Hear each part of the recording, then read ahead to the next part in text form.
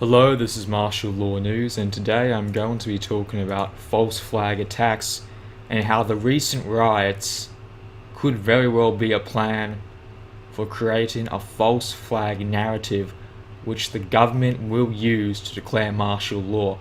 On your screen is footage from the riots. Now, you should be seeing all kinds of degenerate behavior going on. We have people throwing objects, we have people hurting other people, we have fires, and we have the police.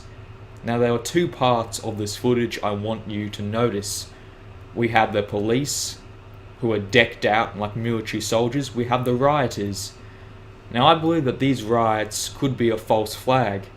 The idea of these riots is quite simple. They are trying to get the public to feel fear. Now, a lot of the American public are not like you. They are not ready for a martial law takeover. They are not ready for a natural disaster. They have less than 2 days worth of food in their cupboard, and they are very scared about this stuff. Now imagine if you were an everyday person, not someone who was enlightened like yourself. If you saw these rioters on the freeway coming near your home, you would be very scared because you do not have the firearms you need to protect yourself. You would have to rely on the police force. Now, what if the police was busy dealing with the rioters? What if they could not get to you?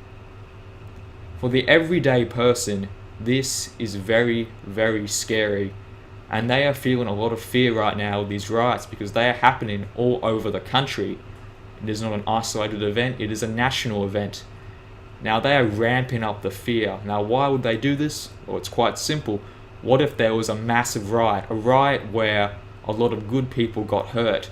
The public, they need someone to help enforce the peace. They need someone to help enforce the law. So what if they called in the National Guard and the National Guard was unable to deal with these rioters? And then let's say they declare a state of emergency and the federal government comes in with military forces or FEMA forces.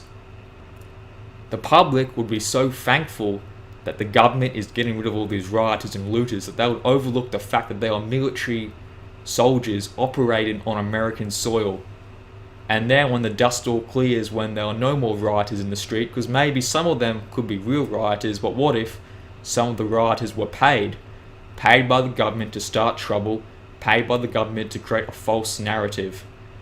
So when the dust clears and there are no more riots, all we have is military soldiers, FEMA camps being set up to take away all the people who oppose the government, soldiers patrolling the street, and then at that point, what could the individual American citizen do? Now, when we are all together, we have a lot of power. We can easily take back the country if this happened, if we get together. But what if they separate us? They separate the patriots from each other, so we are trapped, just us, alone, against this onslaught of these highly advanced military equipment, military teams. It would be very scary. Now, this scenario could very well happen, and I'm honestly afraid that it could happen soon. Now, do I know when this will happen? The answer is no. What I do know is that the government is getting ready. They are issuing drills. They are training their forces. Hell, look at 2016. I'm not saying something will happen in 2016, but just take a look at the year in general. We have ISIS attacks across the country, across the world. It is a cluster. It is a mess. It is a complete and utter mess. And honestly, the public is feeling a lot of fear. The mainstream media is pumping this fear into the public. They are doing 24/7 news about a single topic and they are hyping it up. Before, it wouldn't be that much of a big deal if they would have shut down the riots in 2 days, 1 day.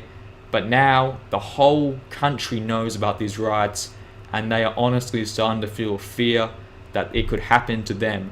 This has been Martial Law News, signing out.